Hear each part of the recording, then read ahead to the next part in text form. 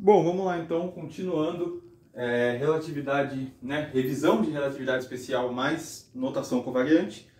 Na última aula nós falamos, né, sobre os tensores, né, definimos o que são tensores, expliquei o que era um tensor, como que ele atua num dado vetor.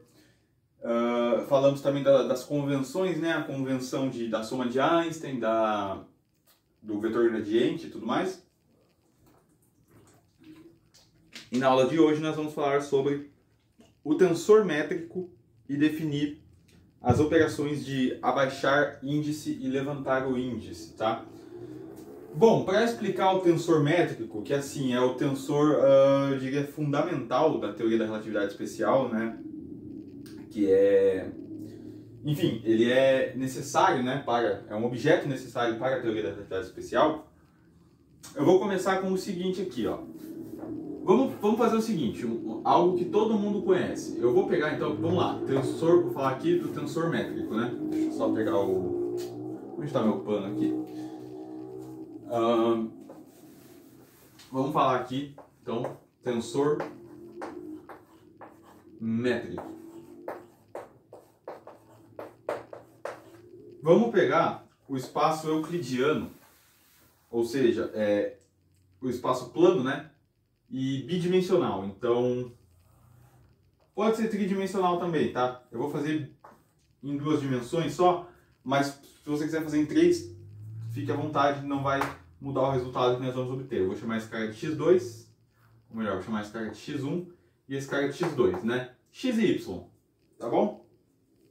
E aí, deixa eu pegar o vermelho aqui, para fazer o seguinte. Bom, no espaço plano, então, no espaço bidimensional, se eu quero, por exemplo, pegar 2 pontos aqui, suponha que essa distância é uma distância infinitesimal. Então, eu quero ir deste ponto a este ponto aqui. Bom, dado que eu estou aqui nesse plano, né, a lousa é um espaço bidimensional, né, eu tenho como ir para cá, para essa direção, que é essa linha, né, uma direção. E aí eu tenho 2 sentidos, eu tenho esse sentido, tenho esse sentido. Eu também tenho a direção vertical, onde eu tenho esse sentido e esse sentido. Isso caracteriza o plano, né?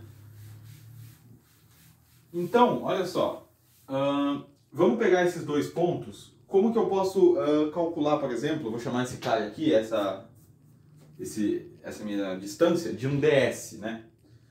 Vamos lá, ds. Eu posso usar, por exemplo, Pitágoras, né? Pitágoras é algo que todo mundo conhece. Eu vou traçar aqui e vou traçar aqui, ó. Aqui eu tenho dx1, por exemplo, uma distância infinitesimal caracterizada aqui por x1 e uma distância infinitesimal aqui na vertical dx2. Bom, teorema de Pitágoras, muito bem-vindo, né? ds quadrado é igual, né, o quadrado da hipotenusa é igual à soma do quadrado dos catetos, dx2 quadrado. Beleza. Vê se você concorda, se vocês concordam comigo. Bom,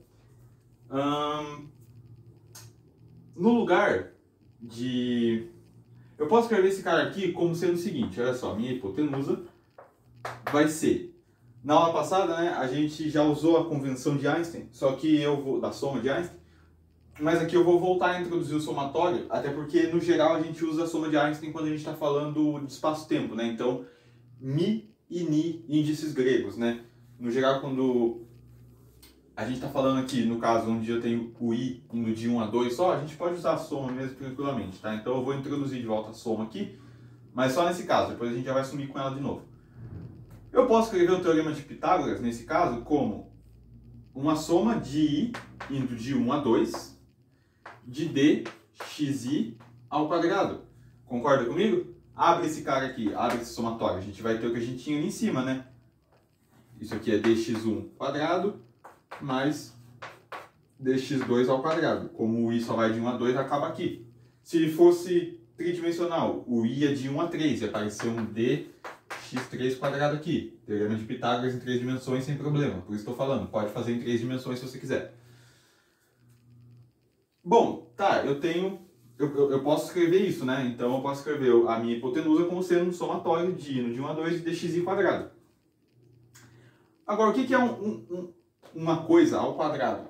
É essa coisa vezes ela mesma, certo? Então eu ainda posso escrever minha hipotenusa como uma soma, quando I vai de 1 a 2, de dxi. Ah, não mudei nada, né? Isso aqui vai ficar dx1 vezes dx1 mais dx2 vezes dx2, que é dx1 quadrado mais dx2 quadrado. Mesma coisa. Agora, olha só. Vou fazer aí quem está sentado na cadeira quase cair da cadeira. Olha só o que eu vou dizer. Eu vou escrever o meu ds, essa distância, né? Infinitesimal. Oh, meu Deus. Como um somatório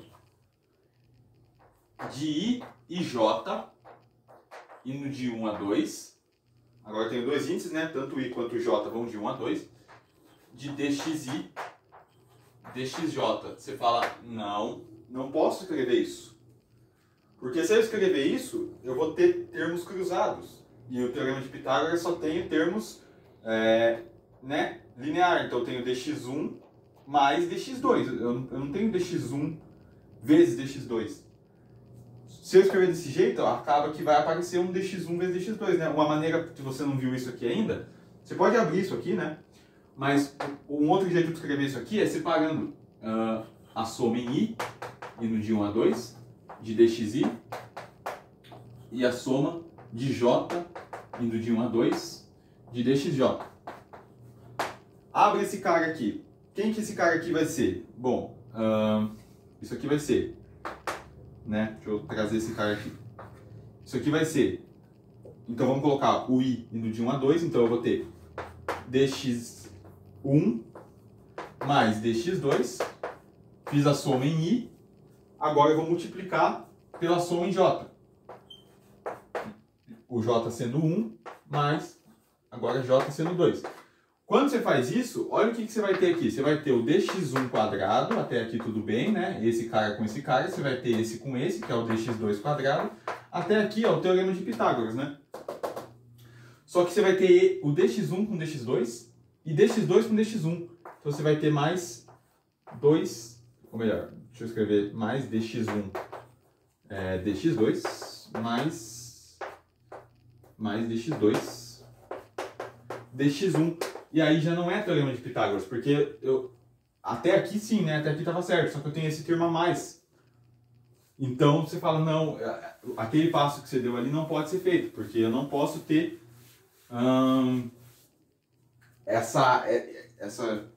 eu não posso cruzar, né, esses termos, eu não posso ter dx1 e dx2. Agora é o seguinte, vocês concordam que se eu multiplicar alguma coisa por 1, essa coisa não muda? Isso aí também a gente já sabe desde pequenininho. Por que eu estou falando isso? Porque isso aqui, realmente, isso aqui não pode ser igual a isso. Só que eu vou multiplicar esse cara, eu vou fazer o seguinte então, eu vou multiplicar esse cara por uma coisa que eu chamo de delta de Kronecker. Então, antes de eu explicar o que é delta de Kronecker, eu vou falar que o meu ds quadrado vai ser somatório de I e J indo de 1 a 2, mais, ó, de dxi, né? dxj, delta ij. Esse delta ij é o que a gente chama de delta de Kronecker. Quais são as propriedades da delta de Kronecker? Por que eu falei que isso é multiplicar por 1? Eu acho que é assim que escreve, tá? Não tenho certeza quanto a isso. Eu acho que são dois n's mesmo. Mas enfim, o que importa é o objeto delta de Kronecker. Bom, o delta de Kronecker, delta ij, ele é igual a 1 se e somente se I for igual a J. E ele é zero sempre que I é diferente de J. Então isso aqui no fundo, esse nosso delta ij, ele é o quê? Se eu representar ele em termos de uma matriz, linha e coluna, ele vai ser delta 1, 1, já que isso aqui vai de 1 a 2, né, só, então é uma matriz com 4 elementos. Delta 1, 2, delta 2, 1, delta 2, 2. que no fundo é... Aqui eu tenho I igual a J, né? Eu tenho 1, 1, então eu tenho 1. Aqui eu tenho I diferente de J e aqui também, então eu tenho 0, 0 e aqui eles são iguais, então 1. Isso aqui é a identidade. A delta de Kronecker é a matriz de identidade. Então, eu posso calcular o teorema de Pitágoras dessa forma, usando essa notação de índice dessa maneira, fazendo esse cara vezes esse multiplicado pela delta de Kronecker. Por quê? Porque esses índices são obrigados a serem iguais para a gente voltar nisso. Toda vez que eu tiver I e J sendo diferentes, como foi o caso lá que eu demonstrei, né? dx1 vezes dx2, isso aqui dá zero. Então, a gente acabou com o problema, com aquele problema de ter termos cruzados, né? Justamente por causa da delta. Então, acaba que... Bom, esta é a delta de Kronecker. Então, o teorema de Pitágoras, no fundo, nesse espaço, né, espaço plano, eu posso escrever, né, a minha delta, ela passa a ser a minha métrica, o meu tensor métrico, G e J. Igual eu falei, se você está fazendo em 3 dimensões, não vai mudar nada, né? Então isso aqui eu vou colocar a soma, o somatório sobre I e J, não vou explicitar as dimensões, tá? Deixa aí a critério de vocês, pode ser de 1 a 3, né? Pode ser de 1 a 2. Mas delta e J, tá? G e J, que é o tensor métrico, dxi, dxj. Esse cara é o tensor métrico. E o que ele está falando pra gente ao ser a identidade? Lembra que na aula passada a gente falou que um tensor é um operador multilinear que contém informações físicas? Qual informação física esse cara contém? Bom, a informação física dele está associado ao ds, está associado à distância. Como eu meço, por exemplo, distância em um espaço plano. A distância em um espaço plano, não importa a direção que eu vá, ela não muda, né? O espaço é plano, não tem, por exemplo, se eu estou aqui numa esfera, e isso depende da superfície, depende do caminho que eu tomo, né? No geral, a gente está no espaço plano, então pouco importa, né? Aqui, se eu estou fazendo dx, a direção que eu vou andar. Eu estou no espaço plano, isso não é uma superfície toda ondulada, por exemplo, né? De um ponto ao outro, eu posso fazer esse caminho. Diferente de um espaço curvo que eu posso fazer mais de um trajeto para chegar no mesmo ponto, né? Então, esta é a informação, né? Isso aí também tem a ver, a gente pode falar mais tarde, com transporte paralelo. Mas essa é a informação física que esse cara contém, né? No espaço plano, você não tem muito o que fazer. A sua métrica é realmente 1 e 0. No caso de 3 dimensões, é uma matriz diagonal, né? Certo? É uma matriz diagonal. E com 1 na diagonal principal e 0 no resto dos outros elementos, sempre que I for diferente de J. E aí, eu fiz um vídeo há um tempo atrás chamado A Quarta Dimensão, né? Que é um vídeo do espaço-tempo de Minkowski, onde a gente fala, dado o segundo postulado da relatividade, e dados os dois postulados, né, na verdade, da relatividade, e que a gente fez lá aquela análise, a gente chegou que o nosso ds, a distância, no caso agora espaço-temporal, ela é um invariante por mudança de referencial, né? No caso da teoria da relatividade especial. Eu vou colocar aquele vídeo aqui para quem ainda não viu. Se você já viu, ótimo. Se você sabe já qual que é o ds, eu não vou demonstrar aqui porque eu já tenho um vídeo demonstrando, então eu só vou colocar aquele vídeo aqui como conteúdo complementar, tá? Antes desse. Então, como um complemento mesmo, para quem não viu ainda. Lá a gente demonstra basicamente isso daqui.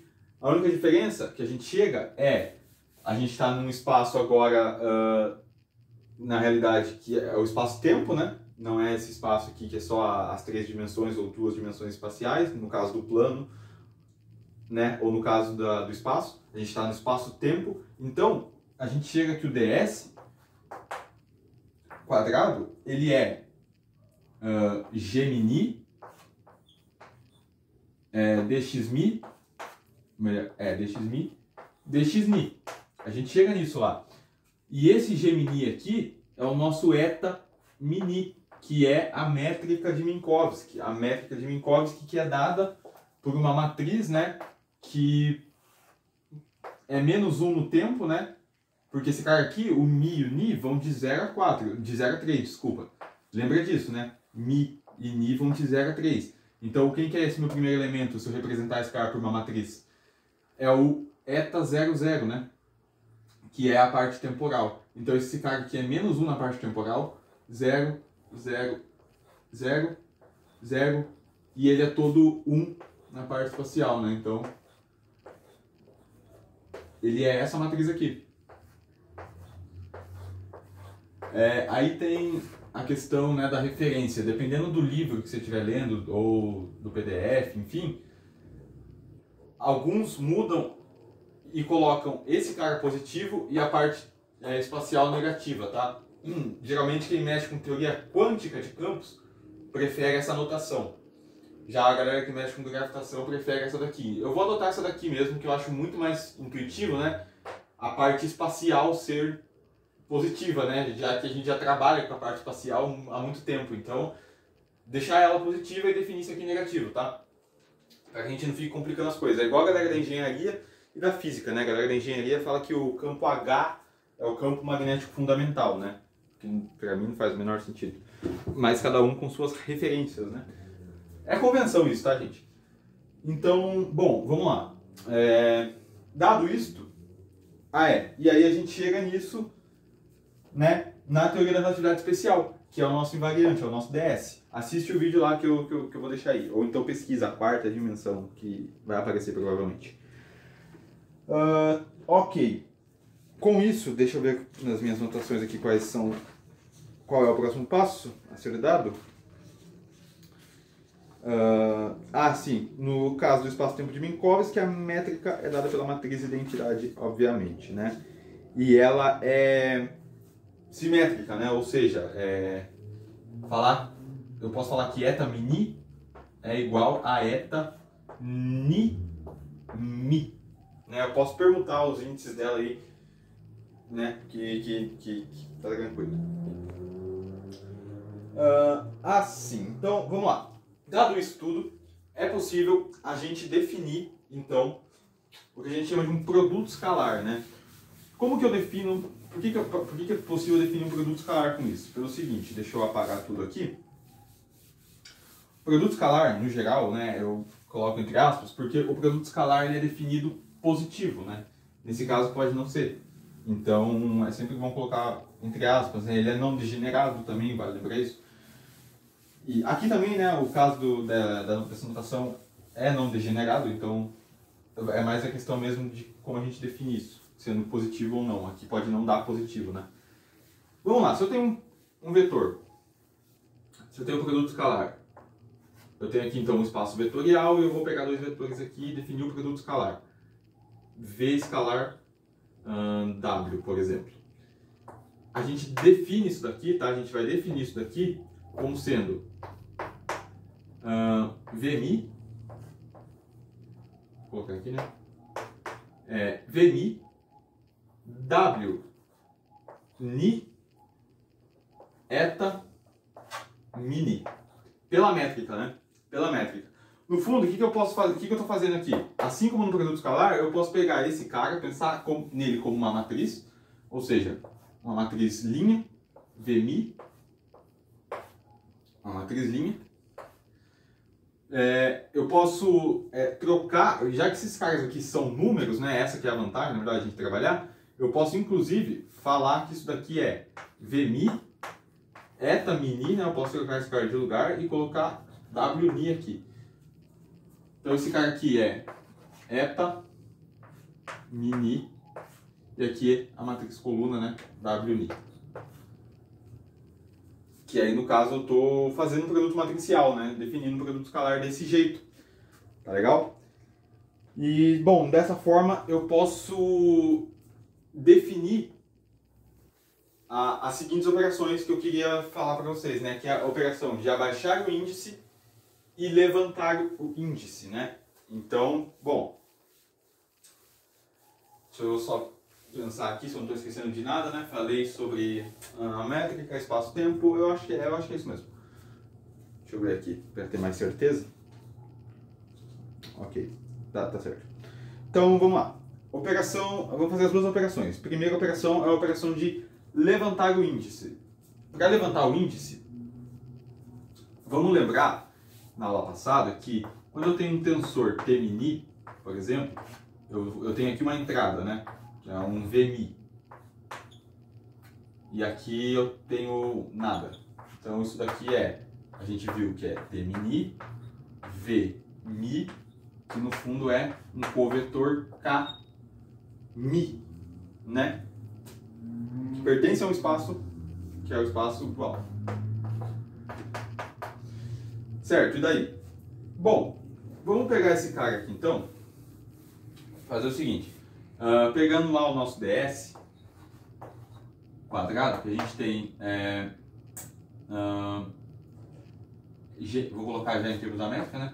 Eta mini, dxmi, dxni. Na verdade eu vou escrever em termos do vetor v e w mesmo, porque eu acho que fica mais prático. Bom, se eu tiver vmi, igual tem aqui em cima, wni, eta mini, como a gente viu, né? Eu posso trocar esses caras de lugar e colocar vmi, eta mini, wni. E aí, para a gente definir a operação de abaixar o índice, vamos olhar só esse cara aqui, ó. O que eu tenho aqui, no fundo? Aqui eu tenho o índice ni contraído, mas o índice mi livre, né? Não tem ninguém aqui com mi. Então por essa operação aqui, esse cara aqui acaba que é w mi, né? É um cara com índice embaixo. E aí, então, eu tenho que vmi, eta mini w ni é igual a vmi w mi. A gente definiu esse cara aqui, ó, sendo w mi, tá? E assim a gente abaixou o índice, né? De tal forma que o meu w mi com o índice embaixo, já que foi atuado sobre ele a métrica, e a gente viu lá a matriz, né, que representa a métrica, então em termos das coordenadas ele é menos na parte temporal, né?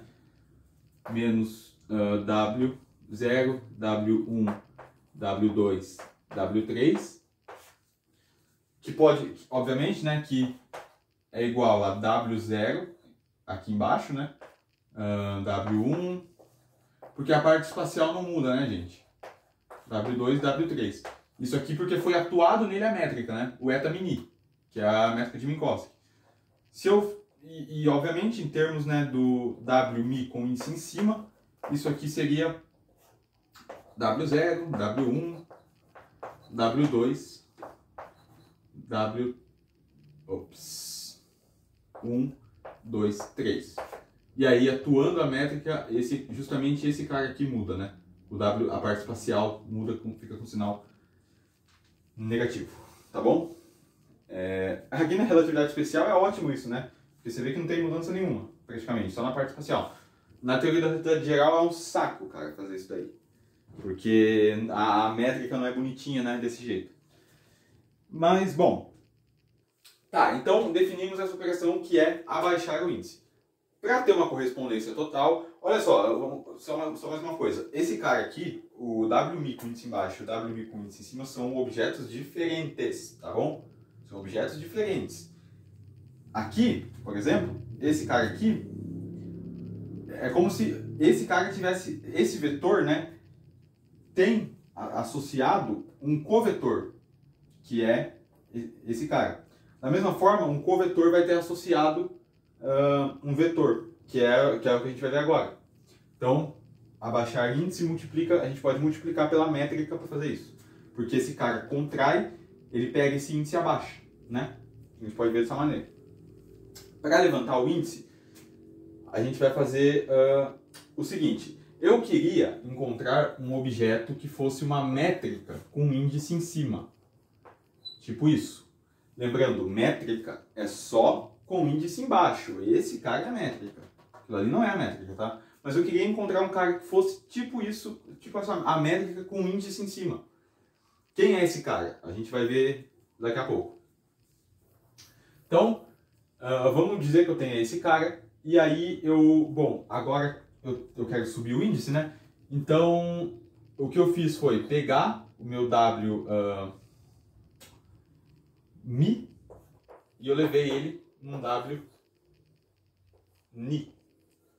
E aí eu gostaria muito, então, de poder multiplicar esse cara por eta mini, por essa métrica aqui, com o índice em cima, que eu obteria W ni, né? Agora, quem que é esse cara? Quem que é W mi, com o índice embaixo aqui?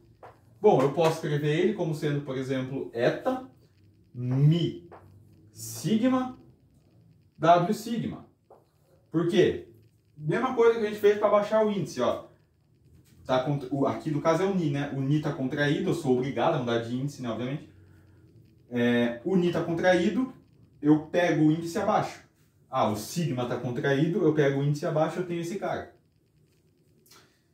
Então, portanto, né? Posso colocar aqui, portanto. Portanto, W, ou melhor, eta, no lugar do W mi eu vou colocar eta mi sigma W sigma, eta mini é igual a W ni. E aí, né, vamos usar aquela coisa de trocar esse cara de lugar. Já que ele é um número, eu posso fazer isso. Eu vou escrever o W aqui primeiro, W sigma, eta mi sigma, eta mini. Isso aqui tem que ser igual a W ni. Agora dá uma olhada no que eu tenho escrito aqui. Eu tenho uma contração aqui, né? Eu tenho mi com mi contraído. No geral, como eu disse, eu posso trocar esse cara, né? Porque, como eu falei lá, o eta mini, esse cara é simétrico, então ele é igual a eta ni mi, né? Mas enfim. Eu tenho a contração desses dois caras aqui, sigma e sigma, e eu tenho mi e mi. Aí me sobrou o ni, né? Obviamente isso aqui tem que ser igual ao ni. Mas para esse cara ser igual, esse cara aqui, ele tem que ser o quê? Ele tem que ser a delta de Kronecker, né? Ele tem que ser igual a delta sigma ni. É o único jeito desse cara. Ele tem que ser 1. Esse cara aqui tem que ser 1 para sigma igual a ni. Coloca sigma igual a ni. Então, vamos lá aqui, ó. Delta sigma. Deixa eu até colocar aqui, ó. W sigma, delta sigma ni igual a W ni. Por quê? Coloca 1, né, para toda vez que mi for igual a sigma, e 0 para sigma, para ni diferente sigma. Oh, meu Deus. Bom, para ni igual a sigma, eu vou chamar isso aqui de alfa. Então, se esse cara aqui for igual, então aqui a gente vai ter um alfa, né? Alfa. Esse cara aqui é um alfa. E aí, obviamente, eu tenho que W alfa igual a W alfa. Óbvio, né? Isso aí sem segredo. Toda vez que esses caras aqui forem iguais. Deixa eu até voltar a letra que estava aqui. Né? Então, esse cara tem que ser identidade. Tem que ser a delta de Kronecker, né? Ou a matriz de identidade para essa igualdade acontecer. Então, para eu levantar o índice, eu multiplico esse cara pela métrica inversa. Ouviu o nome que eu falei? Métrica inversa. Por que eu estou chamando esse cara de métrica inversa? Bom, se eu tenho a métrica eta, que é o cara com o índice embaixo, né? A letra que eu estou usando, gente, pouco importa, tá? Você fala, mas a métrica é o eta mini, não eta mi sigma. A métrica é o cara com dois índices embaixo. Multiplicado pela métrica com o índice em cima, isso ser igual à identidade, né, que no caso é a delta de Kronecker, isso ser igual a delta sigma ni, significa, o que é uma coisa multiplicada pela outra igual à identidade? Significa que esse cara é o inverso da identidade. Esse cara é a identidade, né? A nossa métrica de Minkowski é a identidade. Se liga, eu posso trocar esses índices, né? Como eu falei, porque ele é simétrico. Se eu posso trocar o índice, olha o que eu tenho aqui, ó. Mi do lado do mi. Eu esqueci de comentar isso. Nossa, me perdoa. Eu esqueci de comentar isso. Mas sempre que eu tenho um índice do lado do outro, como é o caso aqui, olha só, eu tenho esse índice mi do lado desse índice mi. Eu tenho o índice ni do lado do índice ni. Sempre que eu tenho um índice do lado do outro, eu posso usar essa regrinha de multiplicação de matrizes, né? Escrever esses caras em termos de uma matriz. Então, aqui eu tenho a mesma coisa, eu tenho um índice do lado do outro. Então, em termos de matriz, esse cara aqui só pode ser o inverso da métrica, já que multiplicado pela identidade ele está dando, né? Ele está dando 1. Pô, uma coisa dividida pela outra dá 1. Então, o cara com o índice em cima é a métrica inversa, né? É a métrica inversa. Basicamente, abaixar o índice, a operação abaixar o índice, que é essa daqui que a gente desenvolveu aqui, eu multiplico pela métrica, que é o cara com o índice embaixo. A operação levantar o índice, eu multiplico pela métrica inversa, que é o cara com o índice em cima. Com isso, é possível a gente mostrar algumas coisas, como por exemplo, eu vou colocar aqui de exercício, tá? E aí a gente pode resolver na próxima aula. Exercício, então, eu vou colocar aqui, para ver se vocês entenderam isso, tá? Exercício. Não tem problema se errar não, gente. Isso aqui é um assunto também que não é tão fácil assim, mas ele só é confuso, né? Em algumas partes, né? Porque é muita letra, é grega. Tem até uma brincadeira que você fala, nossa, você tá falando grego. Realmente, né? Porque só tem letra grega aqui, né? É difícil você ver uma letra latina aqui, né? Bom, primeiro exercício aqui, eu acho que eu até anotei. Tá. Vamos... prove, então, que pra mim, duas identidades. Eu vou colocar só duas aqui. A primeira é provar que Gemini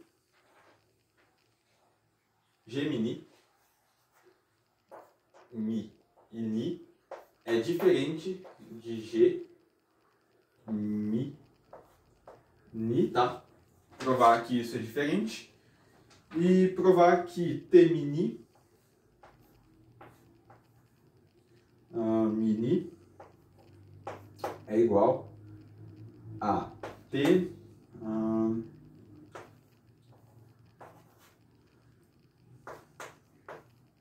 eu vou ter que dar uma bagunçada aqui, peraí.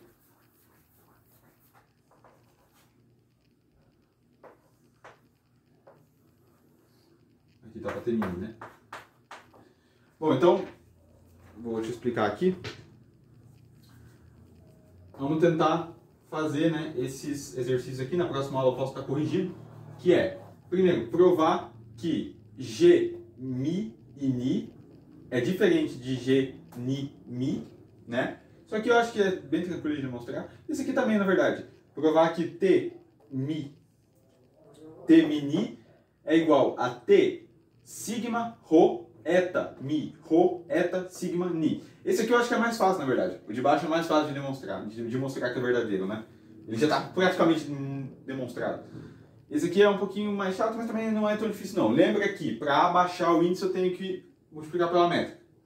Para subir o índice eu tenho que multiplicar pelo inverso da métrica, tá bom? Então, bom, espero que vocês tenham entendido, espero que tenha te ajudado realmente esse vídeo. E na próxima aula acho que a gente vai pro último tópico, cara. Parece que tá meio desfocado aqui. Meu Deus do céu. Não. A gente vai pro último tópico, eu acho, na próxima aula, que é falar sobre a invariância da contração, né? A invariância da contração. Exatamente. E aí a gente volta para a teoria clássica de campos, que eu não sei se vocês lembram, né? Mas esse curso aqui é um curso de teoria clássica de campos. Parece relatividade, né? Mas não. É porque realmente é preciso a gente falar sobre tudo isso, né? É preciso a gente definir tudo isso, falar de tensores, falar de transformações, falar de espaço, tempo, porque, cara, quando a gente for falar do tensor eletromagnético, quando a gente for falar da notação covariante lá na teoria clássica de campos, é fundamental o entendimento disso aqui, tá bom? Então, bom, espero que tenha te ajudado. Estudem bastante, que isso daqui é um assunto. Vejam outros vídeos, peguem algum livro, tá? Na internet, pelo menos na gringa, tá lotado de vídeos bons explicando essa coisa, né, de índices e tensores. Aqui no Brasil também, tá? É mais difícil de achar, mas você acha bons vídeos. Então, bom, é isso aí. Valeu, falou e fui. Qualquer pedido de referência, alguma coisa também, pode deixar aí nos comentários ou então me pergunta lá no Insta também, tá? Que aí é mais fácil pra gente conversar, beleza? Valeu!